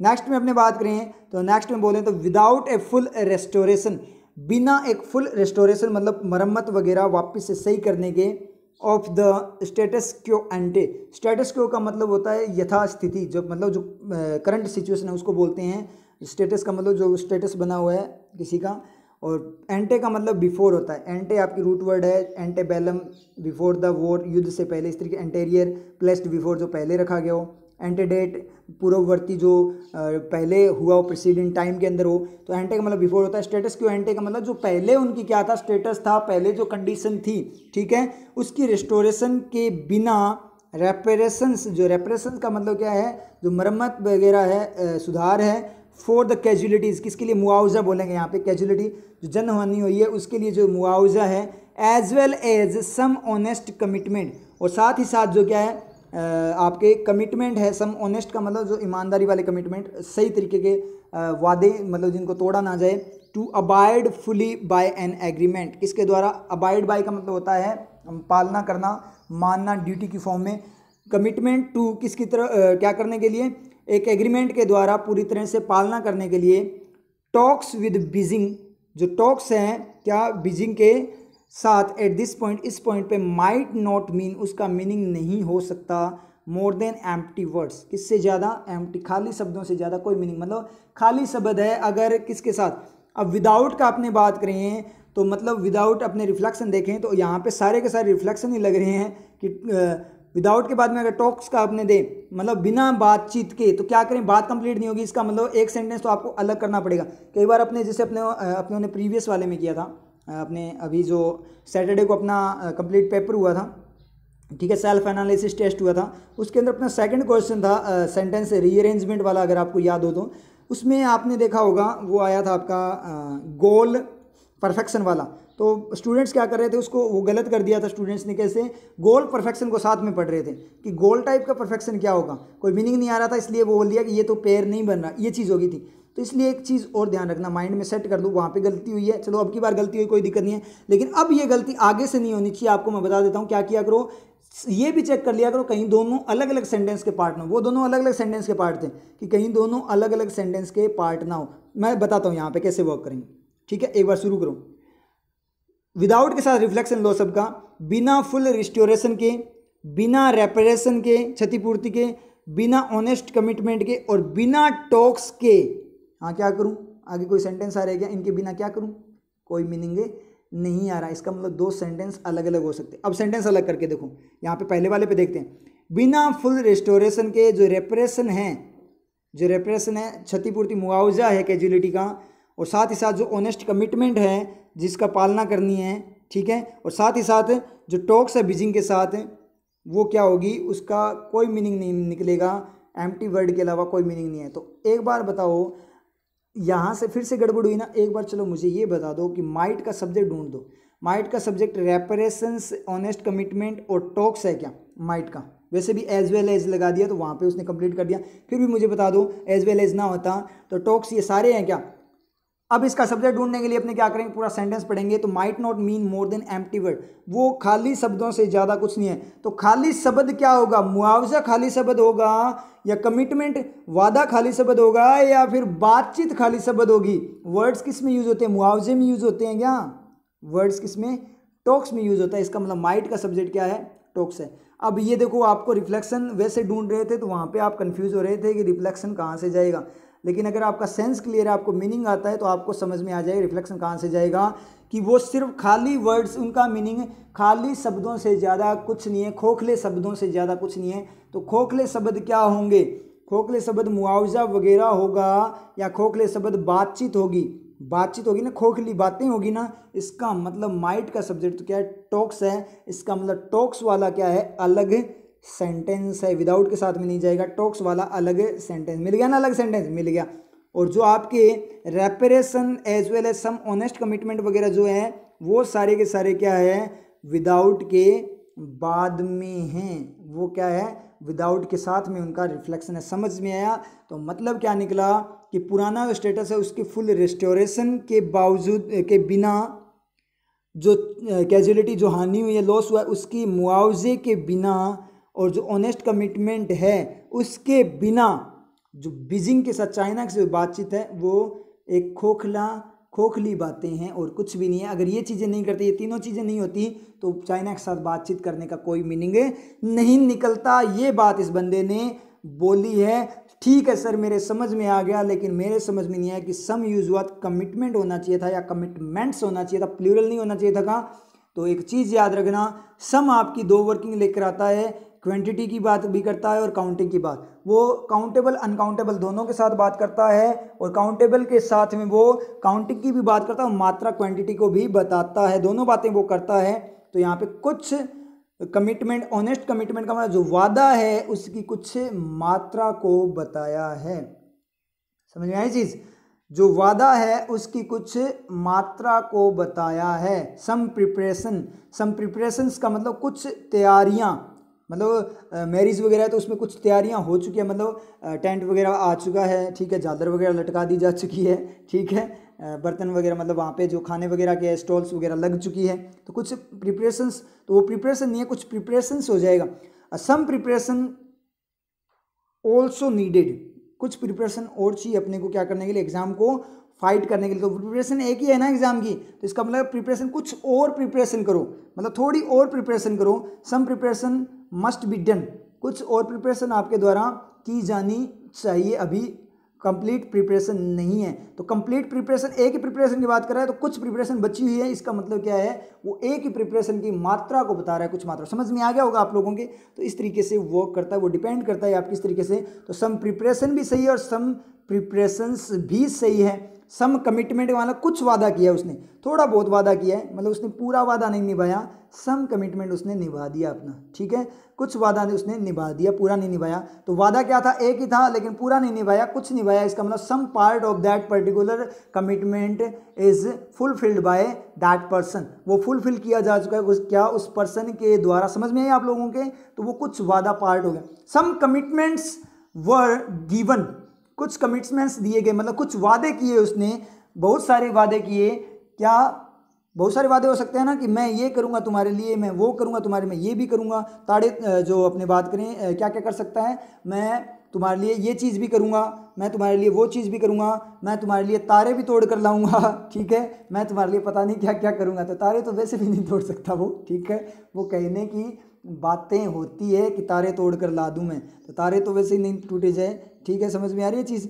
तो ये चीज़ है। इसका मतलब क्या हुआ, इस तरीके से यहाँ पे बात कर रहा है, कुछ वादे किए, इसका मतलब सम कमिटमेंट्स वर गिवन, कुछ कमिटमेंट्स दिए गए उस पर्सन के द्वारा किसी को। तो वो 1 2 3 करके वादे हो जाएंगे और सम कमिटमेंट मतलब एक ही वादे के कुछ पार्ट की बात कर रही है। आई थिंक आपके क्लियर हो गया होगा, समझ में आया। तो अब एक काम किया करो, आप क्या काम किया करो, आप लोग एक काम ये कर लिया करो कि जब भी आपको ऐसे कन्फ्यूज़न हो कि आप रिफ्लेक्शन लेने चले जाते हो तो एक बार चेक कर लिया कहीं दूसरा सेंटेंस ना चलता हो, तो दोनों को एक बार अलग अलग सेंटेंस का पार्ट भी देख लिया करो, नहीं तो दिक्कत हो जाए। नहीं तो कल वाला जो सेकंड क्वेश्चन था ना, वहाँ पे क्वेश्चन गलत भी हुआ और बार बार जचता नहीं था, वो जम नहीं रहा था अपने को। तो वहाँ पे क्या चीज़ हुई थी, एक चीज़ ये भी हुई थी, क्या गड़बड़ हुई थी कि टाइम भी वेस्ट होगा। चलो वहाँ तो नन ऑफ दिस दिया गया था इसलिए आपको जमा नहीं, तो कईयों ने नन ऑफ दिस कर दिया वहाँ पे। अगर by chance none of this ने दिया होता और पांचों ऑप्शन दिए होते हैं, ठीक है, उसका रीअरेंजमेंट दिया होता तो आप वहाँ पे कंफ्यूज हो जाते कि कोई सा भी सेट नहीं होता, जब बनेगा ही नहीं कोई रीअरेंजमेंट। जब आप गलत ही पढ़ रहे हो तो कोई एक ही तो जचेगा वहाँ पे, एक ही तो जमेगा ना वो उस जगह पे,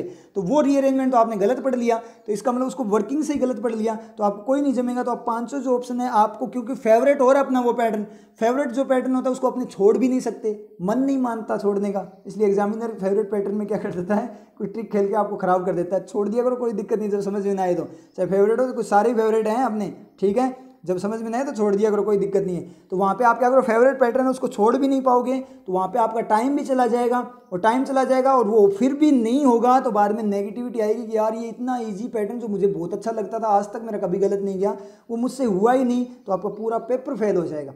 समझ में आया चीज़।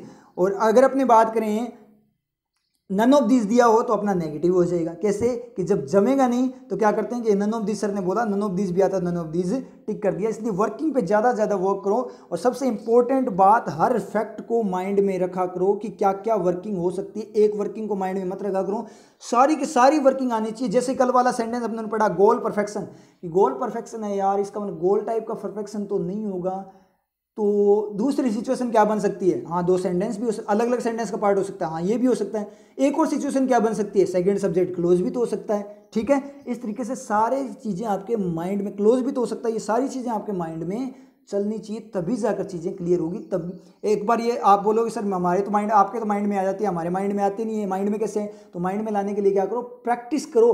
प्रैक्टिस करने से अपने आप माइंड में आने लग जाएगी, ये गारंटी है, टेंशन मतलब इस चीज़ की 100% माइंड में है, बस प्रैक्टिस कर लो। क्योंकि जब अपने स्टार्ट की थी क्लासेज अपनों ने, तब अपने को इंग्लिश भी तो नहीं आती थी ना, लेकिन अब इंग्लिश कैसी अपनी शानदार वाली इंग्लिश बन चुकी है कि नहीं बन चुकी। तो इसका मतलब क्या है, प्रैक्टिस करने से और चीज़ों को क्लियर करने, रेगुलरिटी रखने से जब अपनी इंग्लिश बन सकती है तो ये भी चीज़ बन जाएगी। और जब अब अपने सोचेंगे ऐसे नहीं बन सकता, तो अगर बन जाएगी उसके बारे में सोचेंगे हाँ क्यों नहीं बन जाएगी, बन गई। क्योंकि पहले अपने जब स्टार्ट किया तब अपने को यही लगता था कि अपनी इंग्लिश भी नहीं बनेगी, सर के बोलने से क्या होता है, इंग्लिश कैसे बन जाएगी, ऐसे कैसे, हमें तो आती नहीं है, बिल्कुल भी देखी नहीं है, कभी ध्यान भी नहीं दिया, जब पढ़ी थी तब भी ध्यान नहीं दिया, और उसके बाद में रटे हुए रूल्स हमें तो नहीं आएगी, ठीक है, इस तरीके से बोलते हैं। लेकिन अब बनी, अब क्या बोलते हो आप लोग कि क्या बोलोगे, क्या सोच कर देखना पिछली बातें, अब आपके माइंड में क्या आएगा कि यार मैं ऐसे कैसे सोचता हूँ, इंग्लिश तो ईजी होती है, बन गई ना। तो ऐसे ही कोई भी चीज़ हो, इम्पॉसिबल कुछ भी नहीं है इस दुनिया के अंदर, समझ में आई चीज़। हाँ तारे तोड़ना तो इम्पॉसिबल है, तारे नहीं तोड़ सकते आप, समझे, आसमान के तारे तोड़ कर नहीं ला सकते, वो तो इम्पॉसिबल है। कि सर अभी आपने बोला तारे तोड़ कर लाऊंगा, तो आप बोले इस दुनिया में कुछ भी इम्पॉसिबल नहीं है, तो तारे तोड़ कर ला सकते हैं, नहीं तोड़ कर ला सकते, तारा कैसे तोड़े, वो तो बहुत बड़ा प्लेनेट है ना, तो उसको तो वैसे ही नहीं तोड़ सकते आप, ठीक है। आप उसके आगे हो क्या, वो दूर से छोटे दिखाई देते हैं, पास में जाओगे तो बहुत बड़ा प्लेनेट, अर्थ से भी बड़ा प्लेनेट है, कैसे तोड़ दोगे, नहीं तोड़ सकते, ठीक है, वो अलग केस हो जाता है। मतलब जो नॉर्मल चीज़ों की बात कर रहा हूँ, जैसे इंग्लिश बनाना, मतलब एक चीज़ जो किसी पर्सन ने दुनिया में ऑलरेडी जो कर चुका है, उस चीज़ को अगर किसी पर्सन ने किया है तो वो चीज़ इम्पॉसिबल नहीं हो सकती। इस तरीके से अपने बात करें, कोई इंग्लिश बना चुका तो इंग्लिश अपने बना, कोई मैथ्स बना चुका तो मैथ्स अपने भी बना सकते, कोई नई चीज़ तैयार कर, गाड़ी बना चुका है, कोई प्लेन जो बना चुका है, कोई पर्सन प्लेन का आविष्कार हो चुका है तो अपने भी प्लेन बना सकते हैं। कोई प्लेन उड़ाता है पायलट वगैरह, तो अपने भी प्लेन उड़ा सकते हैं। ज़रूरत है किसकी, कंसिस्टेंसी की, एक एम की, और आपके माइंड सेट की, माइंड को सेट करने की, और एक जुनून और जोश की, आप कुछ भी कर सकते हो। समझ में आ रही चीज़। तो इस तरीके से आपका एडिटोरियल, ये बहुत अच्छा एडिटोरियल था, इसको एक बार क्या कर लेना, फिर से रिवाइज कर लेना वर्किंग वगैरह के लिए, ठीक है। मिलते हैं फिर नेक्स्ट क्लास में। स्वर्ण की परख के लिए पहले उसे कसौटी के पत्थर पर घिसा जाता है, अग्नि में तपाया जाता है, पीटा जाता है, और फिर जल से शुद्ध किया जाता है। जो इन मापदंडों पर खरा उतरे वही स्वर्ण, जो ना उतरे वो तांबा। इसी प्रकार सज्जन और दुर्जन व्यक्ति को परखने के भी कुछ मापदंड होते हैं, जिन्हें जानना आवश्यक है। क्रोध सज्जन को भी आ सकता है, परंतु दुर्जन के विपरीत सज्जन का क्रोध सदैव अत्याचार के विरुद्ध ही होता है। अपने से ऊंचे पद वाले के सामने तो दुर्जन भी नतमस्तक होता है, परंतु सज्जन वही जो अपने से नीचे कार्य करने वालों को भी आदर की दृष्टि से देखे। इसलिए स्वर्ण लेना हो या सज्जन का संग, इन मापदंडों पर परखने के पश्चात ही कोई निर्णय ले। नीतियां में नियति आप